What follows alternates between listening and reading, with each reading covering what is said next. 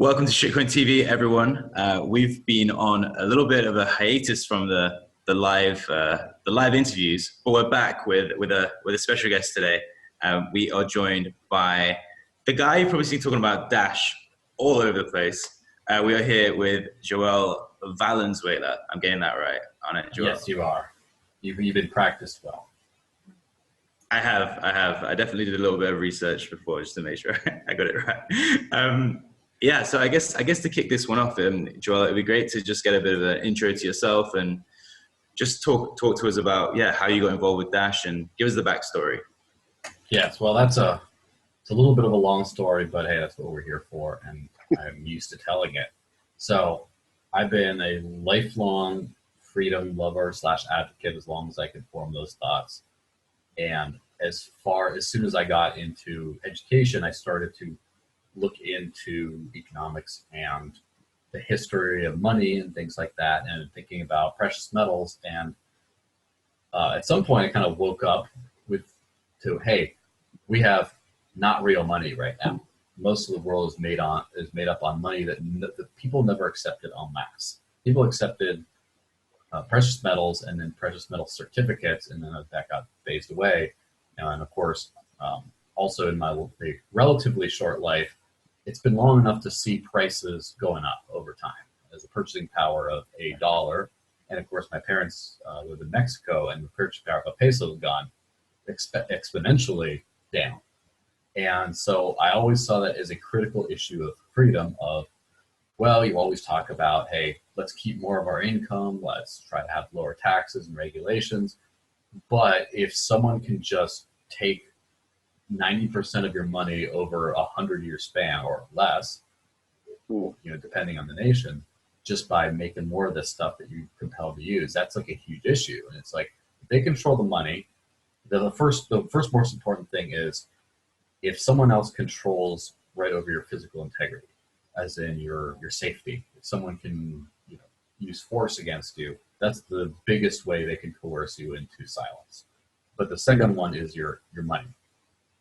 Yeah, and with the money, I don't know what it was like for you, and if you had much public education, but when I was homeschooled until university.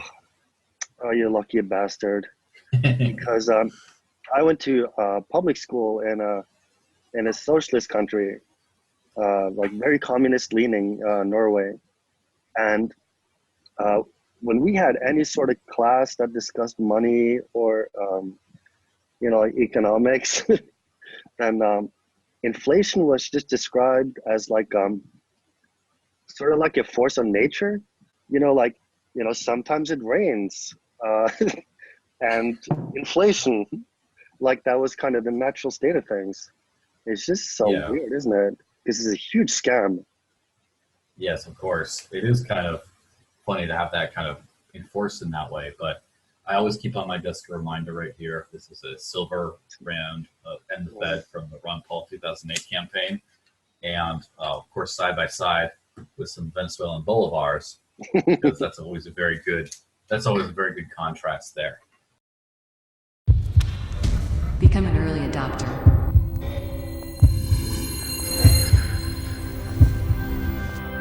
Siteship.ai. So I saw that as a very important element of freedom. And then somewhere around 2012, 2013, I decided that I worked for a bunch of think tanks trying to advance the cause of freedom, but I kind of wanted something more real. And I heard about this thing called the Free State Project, where people said, hey, let's take everyone who thinks that maximizing human freedom is the best thing you can do for humanity.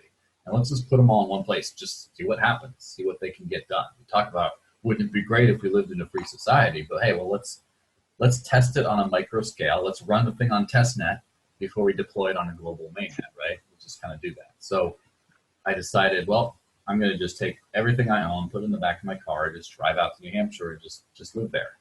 And on the way, I met a friend of mine, and he paid me for part of our lunch in Bitcoin, which I kind of heard some people discussing. It's like this digital gold thing. I didn't hear much about it, but then I got some. Where is this? This was in Chicago. I stopped over with a friend in Chicago who was a big fan. And so I got some, it was a pizza, of course. So I got paid for pizza in Bitcoin that mid-2013. And by the end of the year, of course, the stuff went crazy, but it was before then I just saw how easy it was to send and receive. Like this was before payment apps were a big thing. And so what I was used to is if you want to transfer money, you either have to be in the same bank account, the same bank, and then go to the bank physically and do some big bank transfer thing, or send a check or withdraw cash and give it. It was just a huge process. And so like I remember people just saying, hey, we all go out to eat, and everyone was into Bitcoin there. So one person actually pays the tab, and then everyone else just sends in the exact portion in Bitcoin. I was like, this can change the world. It's not just that it's like free money. It's that it's useful. It's cool. It's like, this is what people want to be able to do. There's an immense value to be able to transfer value frictionlessly like that. So from that point on, I tried to do any kind of work I could that would pay me in Bitcoin. And that was like a portion of my income until late 2015, when I just decided, you know what? People keep saying this, like, this is the money of the future and it's going to do stuff. And I keep telling people this, but I think I don't feel like that's morally acceptable to just sell something I'm not sure of. So December 2015 was the last time I accepted fiat currency for payment for anything. I just said, you know what?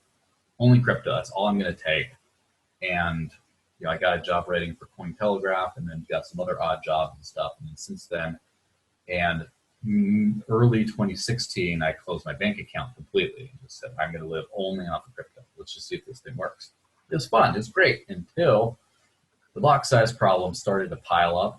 The blocks piling up in late 2016, which is a year before most people thought it got bad. But I was paying for my everyday things in this. And so, for example, if I tried to buy a gift card to buy something in a shopping mall and they required a confirmation, sometimes I'd be waiting for 1 or 2 hours in the shopping mall, just like waiting for a confirmation to do stuff. I had to skip lunch several days because I just couldn't get a payment through in time. It was starting to become a physical hardship. And that's starving because of the block size, man. Starving. Yeah. Of course, literally, it's like, children will die. I'm sure we've seen that whole thing. So it's like, I didn't die. I just, I gained weight after that, but that's a different story. But at that point, I decided I needed to either abandon this experiment, go groveling back to my bank for the account back, or find a way to keep doing this. So I decided to find a way to keep doing this. And so I just went up to the CoinMarketCap rankings. Bitcoin, scratch off the list. Can't do that. Next down. Ethereum, it's not really being used as money. I don't think that's going to work. Just went down. And then the first one I ended on that I could feasibly try to live off of at the time was Dash. I mean, that was late 2016, early 2017 time frame when Litecoin was just forgotten at that point. That was before it got put on Coinbase and got renewed bigger and all that. So there was no Bitcoin Cash for a whole year after that either. So I just started getting paid in Dash. I found a few jobs that would do that. And then eventually I started working for Dash itself somewhere around the beginning of 2017. And here I am still, no bank account, all on crypto and all on Dash, probably living on Dash longer than I ever did on Bitcoin for sure. Were the privacy aspects, did that affect your decision at all? Did you consider Monero? Yeah, so the honest truth is one of the big reasons for being into Bitcoin to begin with was its pseudonymous nature. And I think very few of us understood at that point how transparent that ended up being, but I did like that it was not associated with your stuff. So privacy was a very big part of it. And then when HD wallets came around, when it's not just one address, when you get a new address every time, I thought that was cool. And so I always, as a person living on Bitcoin, as a mini maximalist, as it were, I still found interest in other coins technology. I still looked at a few, and I always talked about Dash and Monero because I didn't know much about them before I needed to know a lot about them. But I just knew, hey, advanced privacy, that's great. It's like, well, that's what you use when you want to become really private, or that's what Bitcoin will use if Bitcoin gets stacked together. And so Monero was a very minor project at that point. I mean, even though it had been around almost as long as Dash, it was not even a top 20 market cap when Dash was a top 5. It wasn't on my radar at all for like something to live off of, but I did still appreciate it and write articles about it and things like that. But then, as was the time when I started to show an interest in trying to live off of Dash, then the Monero trolls came after me. And I've never been a person that likes that kind of behavior, and pretty quickly it's like you kind of get sucked into that whole thing where for people who don't know the in-depth history of this kind of stuff, Dash was founded as, let's say, Xcoin that closed quickly after Darkcoin, as privacy was the main thing it was supposed to do. And Monero was very shortly, or BitMonero, then Monero was then very shortly after a competitor. And so because there was some competition between the two on that one ankle, I don't think there's that much anymore. But there was some serious trolling wars, some serious character defamation type stuff. There was people going to Dash meetups and handing out Dash as a scam pamphlets in person to people. It's like, it got really weird and ugly for it's like a technology. It's like, why are we fighting? Why are you trying to assassinate? It's like war over something. It's kind of very strange. But I got quickly turned off to Monero because of that. And more recently, I have many more technical reasons to not really trust it. And at the same time, I've become much more indifferent because trolling's died down. It's like now people I know who are reasonable kind of like both, and they kind of like Zcash and they kind of like Zcoin too. And I'm much more agnostic now. But for a while, it was Fluffy Pony and his cohorts were trying to do whatever they could to destroy Dash. And it's kind of weird how that shook out. But it seems to be mostly over by now. And I haven't followed this closely, but what often comes up is I guess the concentration of Dash being held by a few people. What is the Masternode concentration like? I guess this would be a little technical for somebody who doesn't use Dash, but yeah. So to explain, the quick rundown for the newbies is Dash has a second layer called Masternodes. 1,000 Dash gets you a Masternode, and you vote on stuff like where the budget goes and major governance decisions. Like you basically get to control the network in a lot of ways. And so around 5,000 Masternodes today roughly would represent, let's say, 5,000 individuals in theory. Now, how that shakes out in practice, because it's a completely anonymous and trustless system, anyone could have a Masternode. Any Masternode could be a bunch of people. It's hard. As such, it's impossible to actually know. As far as what I've been able to tell, there's estimates between 1,000 and 2,000 individuals behind Masternode network. I know that there have been some people who did some clustering analysis of votes and also like blockchain movements to be able to see, okay, this person has, 6 nodes. This person has this many. Kind of trying to see how many total individuals there were, and it kind of came out to that number. Now, it's a little bit skewed in some ways because that's only that and above, as in one owner up to, one owner and a bunch of nodes. But as far as many owners for a single node, that's not really calculated.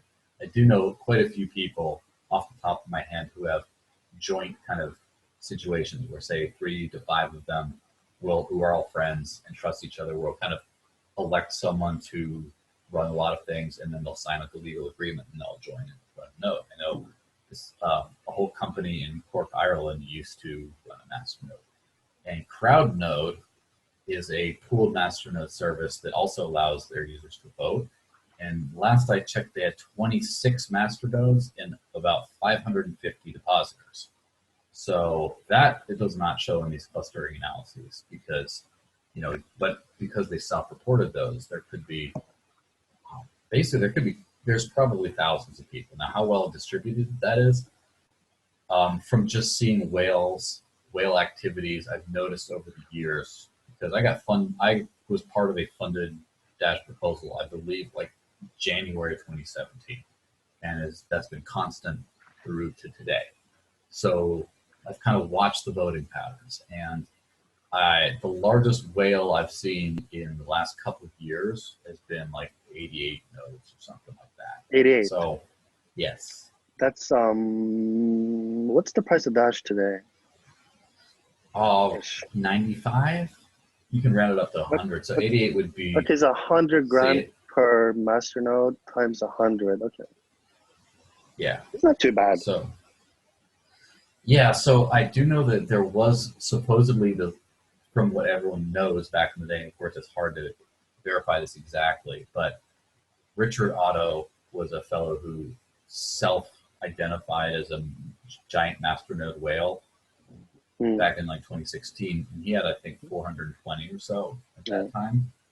But he's since, he had he gave his wallet address and everything, and he's since got down to 70 or 80, and then who knows what he's done. He might have sold them all off. I don't know. He kind of dropped off the radar.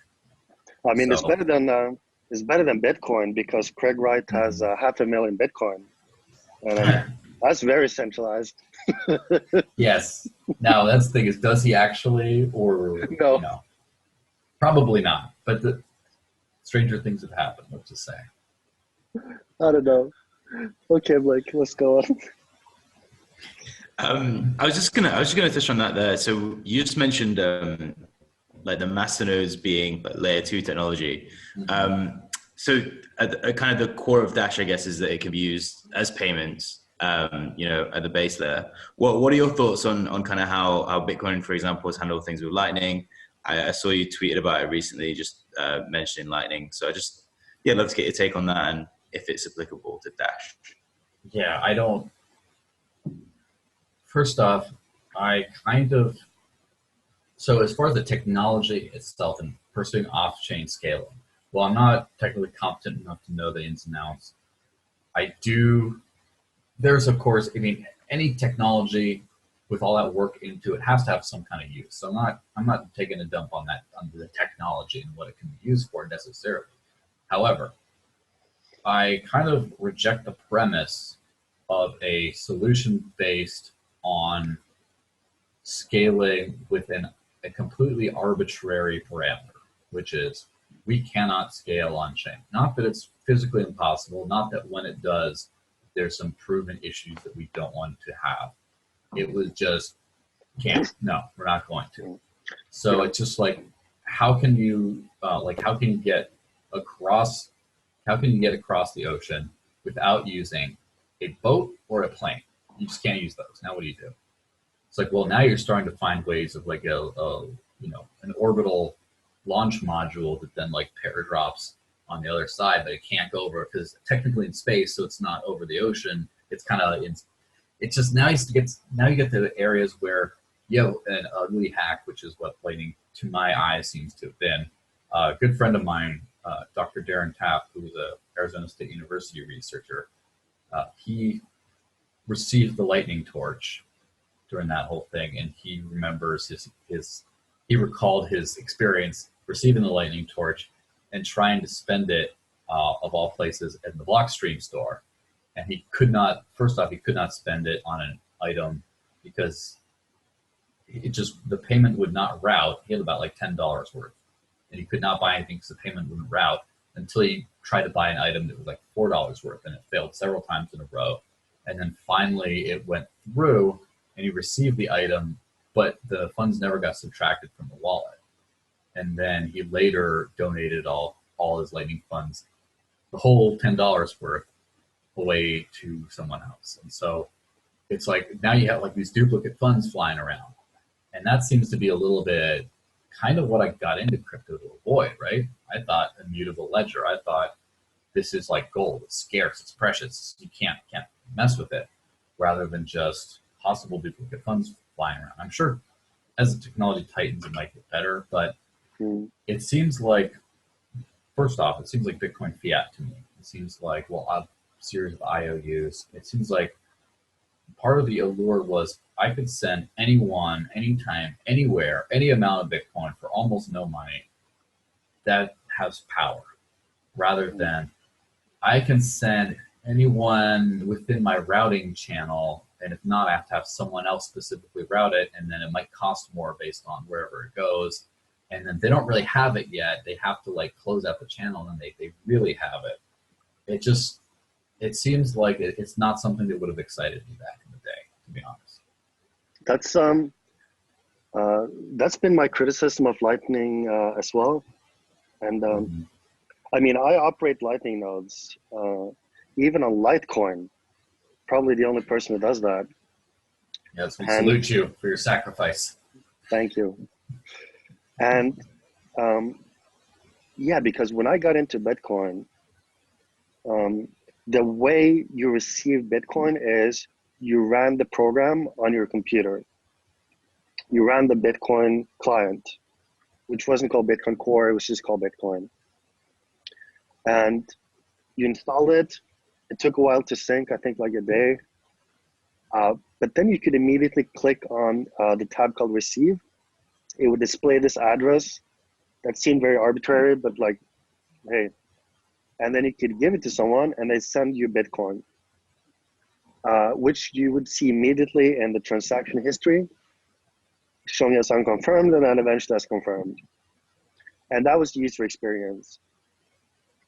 And that's 2011. And as far as I know, that was the user experience also in 2010. And it's kind of always been like that. You know, using it on a phone would be nicer, but it's pretty good, like uncensorable money. But then you got Lightning, and it's not like this. You don't install this program, just wait for it to sync. It is not like that at all. You got to read a bunch of stuff. You got to connect to nodes. You got to learn what the ACINQ is, which is a Lightning hub. You have to think about the incoming channel capacity to receive payments. There's a lot of moving parts here. And I think it's curious because the criticism of Ethereum by hardcore Bitcoin people is that it's a huge Rube Goldberg machine. It's just so complicated. But then like, what is Lightning like? It's kind of complicated. Yeah, it's the same thing. I mean, I want it to work. I really want Lightning to work and save the world. It's just user experience not that good. Yeah, it's one of those things that brings you back to the principles of the free market. And of course, people who believe in freedom tend to talk about, you know, kind of, of course, free market, freedom's good, but sort of figure out why it's good. The reason the free market produces the best of everything is because a free market is acute danger. It's repeated risk of failure at all turns. You can never be safe in your success. Someone's always going to be able to outcompete you. You always have to be on your toes. You have to have that knife in your teeth in the jungle, just like looking around. Like you have to be on your toes, and that produces the best. And so, I think that the concept behind Lightning is built as a solution to a problem that is kind of built out of I would say, an uncompetitive nature. Bitcoin is, and it's going to win. So, but then we can afford to start taking liberties in the parameters we need for it to work. And so, yeah, we're just not like the luxury of the 1 megabyte blocks. We want our little node thingy to put in our little Raspberry Pi and, you know, Casa Hodl or whatever. Like we just want that. It's just now that we've decided that, we can address scaling. And it's not like, well, we're trying to fight in a cutthroat world where we're trying to be the best product imaginable. It does not have that. And so based on that, I don't think the Lightning Network is ever going to work as a mass scaling solution, not because necessarily in a technical reason it can't, but because the market incentives aren't there. It doesn't have to work because it doesn't need to work. It's not meant to work. It's meant to get by with these arbitrary parameters. So that's kind of my prediction long-term on Lightning. I think it will find some niche applications and maybe even some wildly popular ones. I just don't think it's going to be the everyday payment system kind of thing, because that goal has already kind of been sacrificed by the people using it. My my prediction is that Blockstream Liquid will take over for Lightning. Yeah, you think so? And, You think it's comparable? Well, we know that people do not care about decentralization or sovereignty because almost everyone favors to keep their coins on Coinbase. And we see with Lightning that their routing issues and always having to be online with your node has caused people to favor custodial wallets, like Blue Wallet and the other one. And people either do not know that they're custodial or do not care. So if that's what we're looking at, then why not use Blockstream Liquid? It's not completely decentralized because it's controlled at the end of the day by Blockstream and its partners, but it's pretty good. It's better than Ripple. Yeah. And I mean, Well, it's pretty nice. I'm not going to keep my my coins there because I keep my coins, not your keys, not your coins. That's my philosophy. But I think for a lot of other people, I don't see why not. It goes to the heart of decentralization, though, is we talk about decentralization, censorship resistance, and in this community, it tends to be just like a given. It's like the gospel of Satoshi. It's just like, this is just what it has to be. But we forget why. And so people, the average person, at the same time, absolutely does not care and absolutely does care. They do not care about censorship-resistant money. At the same time, if they're operating a US-based cannabis dispensary, they absolutely do care about the 25% cash handling fees they have to pay because they cannot use their bank processor. Until WikiLeaks, I don't think necessarily needed to care, wanted to prioritize crypto or anything like that. But when all their payment processor got shut down, this is all they have, all of a sudden they care. And people love crypto because it goes up, but they don't look at why it goes up. Part of it, of course, is just dumb speculation on a new asset, but Bitcoin created that speculation to begin with, in my opinion, because it offered something that was safe against inflation. It was digitally scarce and could not be manipulated by governments, and therefore that value goes up. And then even though people don't care about the why, they care about the what.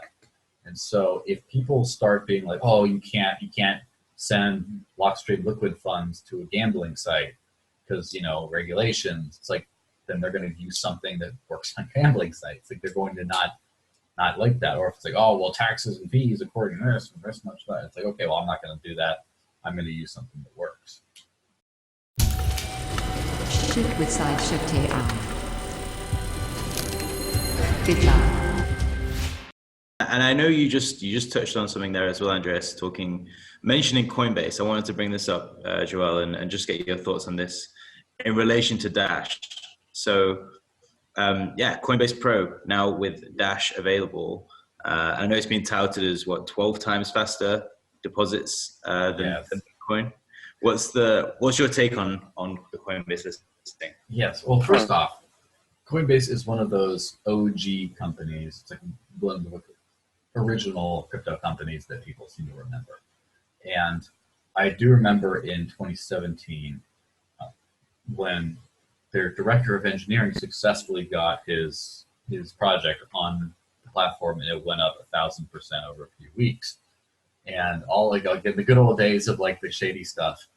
And forever, and this same person has been running a strong campaign against Dash for years that plenty of crypto publications are now starting to write about. And now it's like finally they couldn't keep Dash out anymore, I think. Not that they're obligated to add anything, but it became a little bit obvious. And so there you go. At least that's what I originally thought. Now, if you look at the confirmations they require for cryptocurrencies to confirm their deposits. So Bitcoin, they require 6 confirmations, or if you're an optimist, that's about an hour. If you're a pessimist, it's 2 weeks. My last Bitcoin transaction I ever tried to send, my last BTC, took over 2 weeks to confirm. So anyway, so it takes a while. Now for Dash, they require two confirmations. Now, Dash's block interval is 4 times faster than Bitcoin's. So that's about 5 minutes, 2.5 minute blocks, 2 blocks, 5 minutes, as opposed to an hour to consider it, secure. Now, Bitcoin Cash, they require 12, which, that's 2 hours about. And the only reason this would make sense is if they would pay attention to chain locks, which is Dash's anti-51% attack measure. It uses the Masternodes to essentially enforce the first seen block rule and prevent selfish mining, secret mining, and of course, chain reorgs. And so because of that, within one confirmation, Dash transactions are essentially final and irreversible. How does this relate to the Dash feature, at least previously known as private send? No, sorry, instant send. Yes, and this is where, obviously for a technical audience, it's going to be cool. For a non-technical audience, it might be a little, eyes glaze over. But back in the day, Dash always had something called instant send, which would use the masternodes to essentially lock a transaction until it received 6 confirmations. So that transaction could not be spent, could not be double spent, and also could not be respent. So sometimes you have an unconfirmed Bitcoin transaction, and you could instantly rebroadcast it somewhere else, even though the first place hadn't been confirmed. Some wallets would let you do that, right? But with an instant send transaction, it's just locked to that spot until it received 6 confirmations. And there was something called a instant send block filtering, where the masternodes would reject blocks that contained a conflict with the instant send lock. But that was kind of this ever since, I think, 2014. And that's just like a reliable zero conf feature. Now that function is, first off, it's on by default every single transaction. There's no additional fee to it. And it can be instantly re-spent. So it's kind of like a chained block. So I could send it to you and it becomes final instantly, or locked in permanently instantly. And you could send it to Blake instantly, and all within a couple seconds it just gets, there is 100% chance that it's going to go through. Now, so that's just when it has 0 confirmations. Chain locks is something that locks it in from 1 onward, that makes the blockchain permanent as soon as it has a block. It's in a block. It's confirmed. So this is like the 2.5, instant send now is a 2.5 minute window that is locked in, and a completely separate mechanism locks it in from after 2.5 minutes onto eternity. So, but the user experience is the same.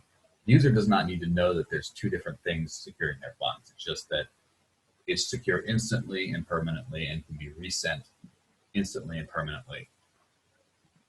And Joel, because I do such piss poor research, I'll have to let you do it.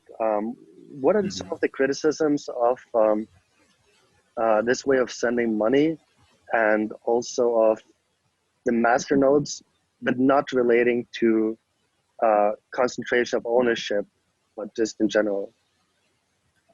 Yeah, this is where, of course, I have to look into things that I completely don't give a lot of credence to. But I have found a lot of arguments tend to be, I would say, personal taste based, to where people say, I don't like that someone or an entity with 1,000 units of Dash gets greater sway over someone who's just running a thing. And not that it's bad, like it's inherently bad, or not that it's harmful. What is fair argument? Yeah, it's very like communist type arguments. Just like, I don't like it. It makes me feel dirty that like some people are rich. Yeah. There's still like this anger against rich people in a lot of ways. So that tends to be the one thing that people don't like.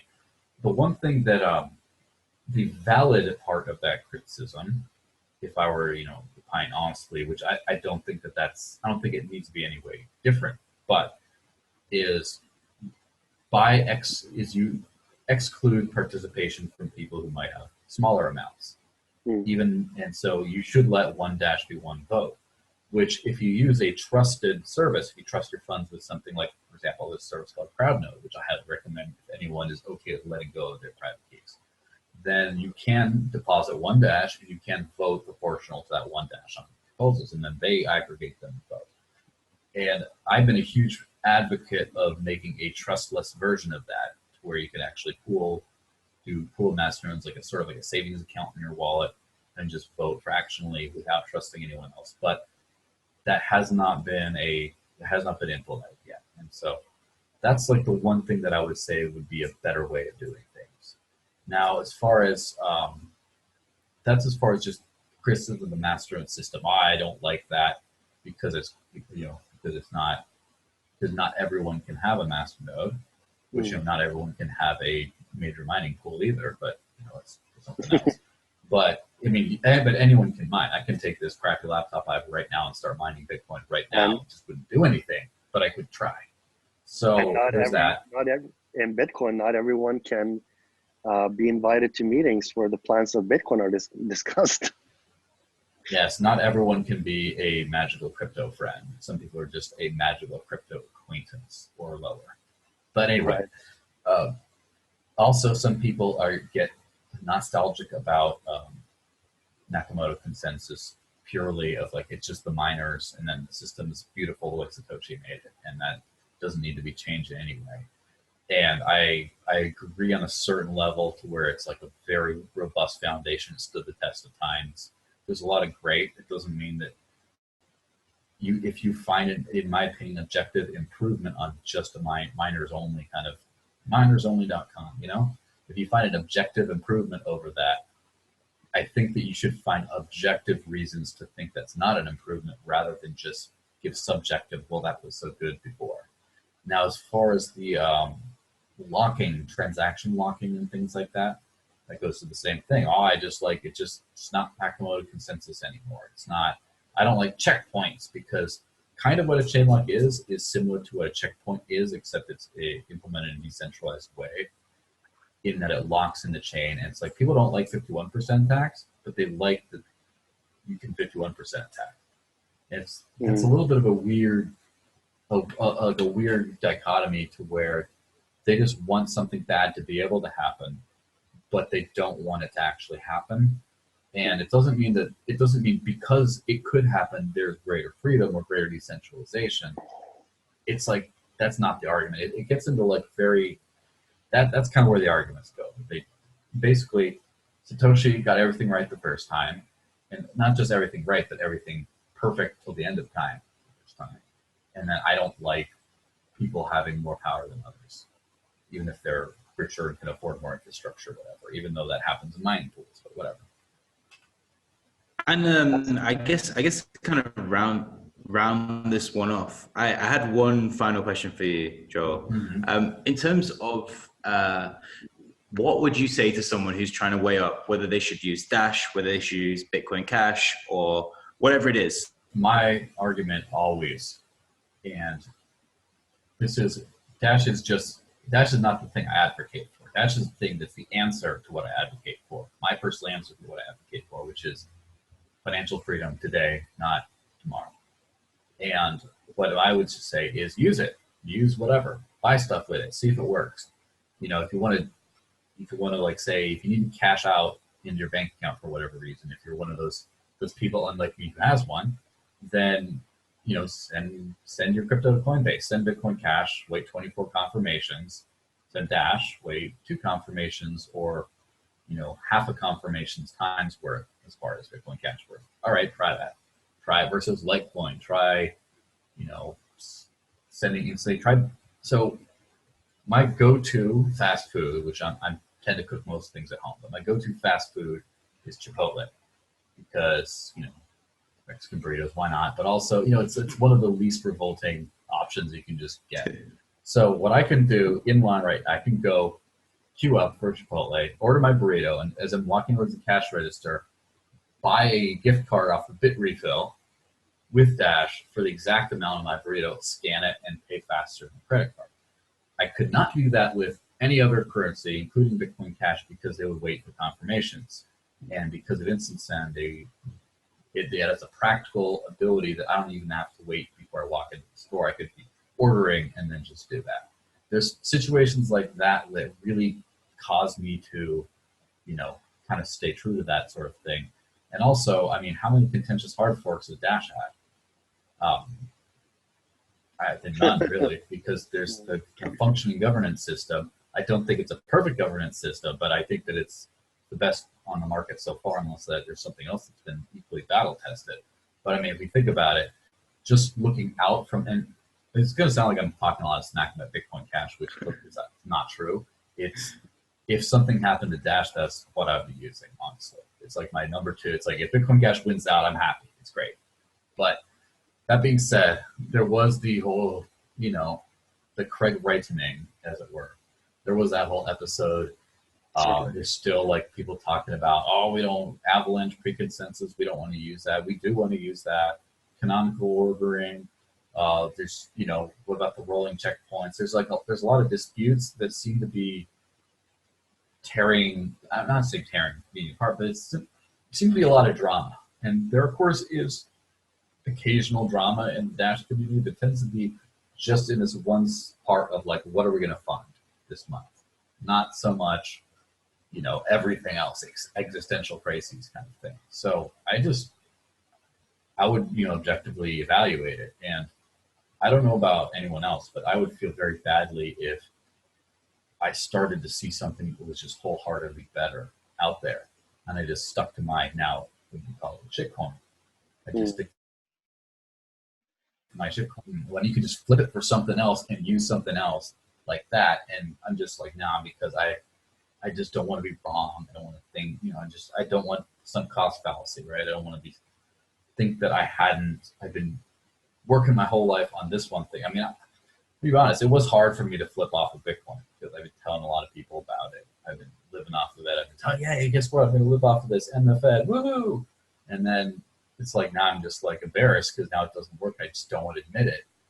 Of course, I've been there, but I had to do what I had to do,